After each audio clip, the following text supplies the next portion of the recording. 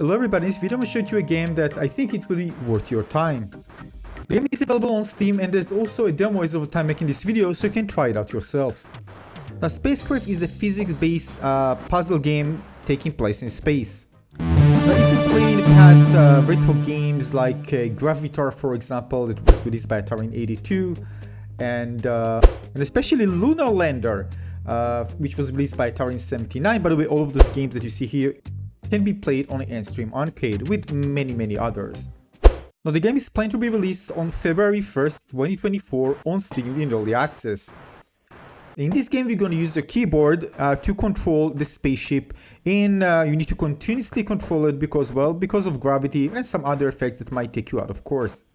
You have your HP, your fuel, and the currency which you need to upgrade stuff and buy new stuff to upgrade your spaceship.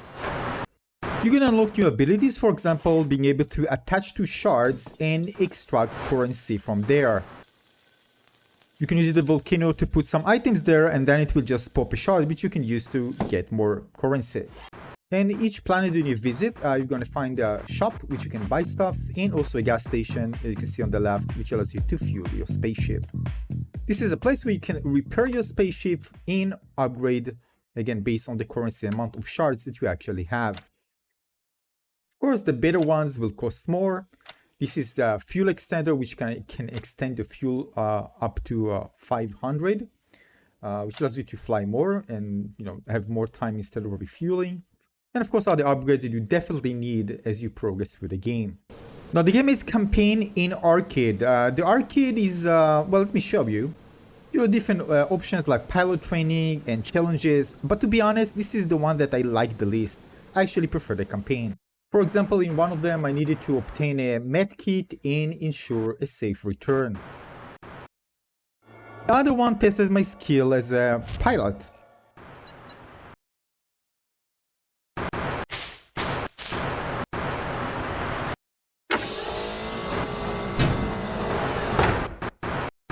But that part for me was actually boring. This is kind of nice extra, but really the most fun that I had in terms of gameplay was definitely the campaign. Keep in mind, I'm playing this on the keyboard. There was no option, based on my experience, to play it with a controller. But again, it's really type of game that you need to very precise controls, and the keyboard works very well. And the good thing about the campaign, there are different type of puzzles and challenges that are really fun and enjoyable.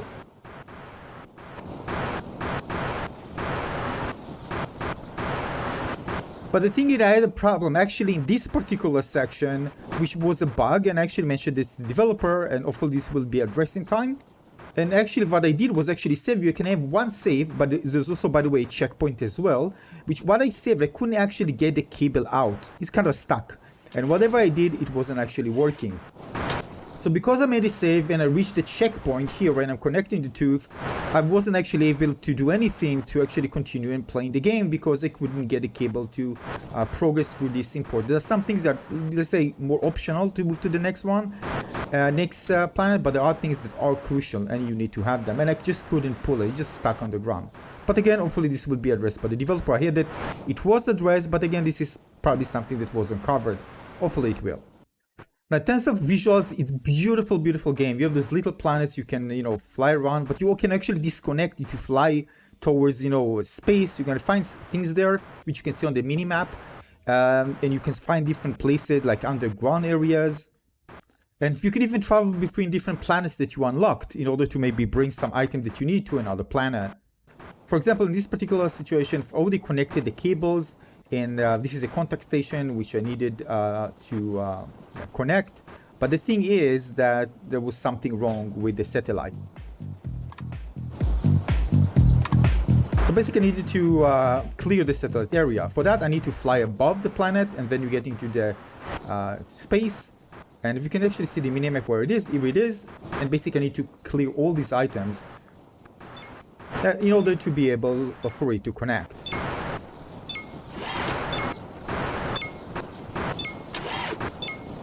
Keep in mind that I didn't mute the music for this game, that's why it's actually very quiet when I don't actually move anything or nothing actually buzzing like right now that I'm using, I have low health.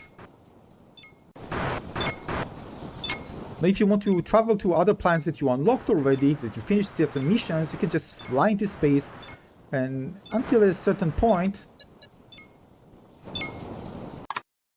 you're gonna see the Space Navigator.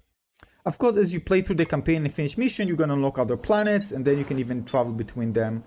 And you know, for example, I just click another planet, and then I can just move there and do other stuff. Maybe bring some items that I need to another planet. The planets themselves, again, although very tiny, are really beautifully designed. The look of the game, the color palette, UI, everything was made very good. Except maybe something regarding the UI.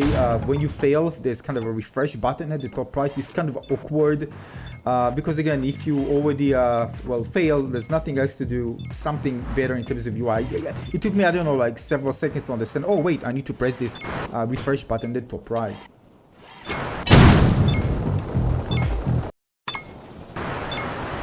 Now, of course, the things you need to do here are, well, carefully crafted. But the thing is that it made me think about what would be like having procedure generated levels that continues to generate really fun and exciting puzzles. That would be something, I mean, I can play this type of game forever if it wasn't feeling like repetitive at some point. So still, I haven't progressed through too much because of the bug that I had. But every planet felt unique and interesting and some really fun and unique puzzles to play.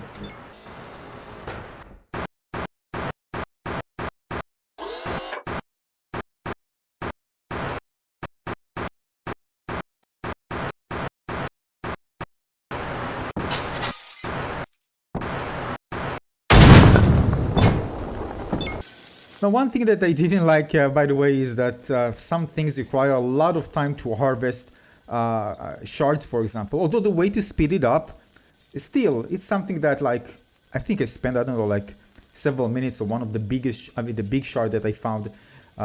Anyway, just some respect for my time. Hopefully this will be optimized and be faster. But maybe if I progress even more, there are some even better upgrades. Yeah, I haven't finished the game just yet.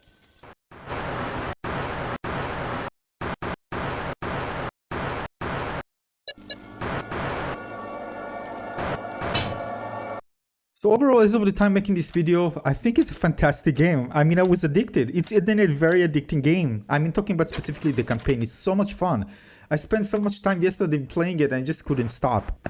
And it's a game that I thought to myself, alright, I give it a try. The idea looks good. But again, it's not the idea. The execution also was very, very well done.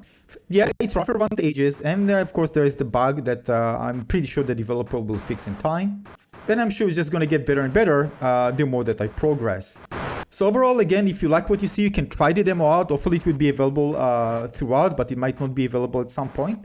So it's worth checking it out. And the game itself will be available starting February 1st, 2024. Definitely worth your time. Super fun game. Highly addicting. Check it out.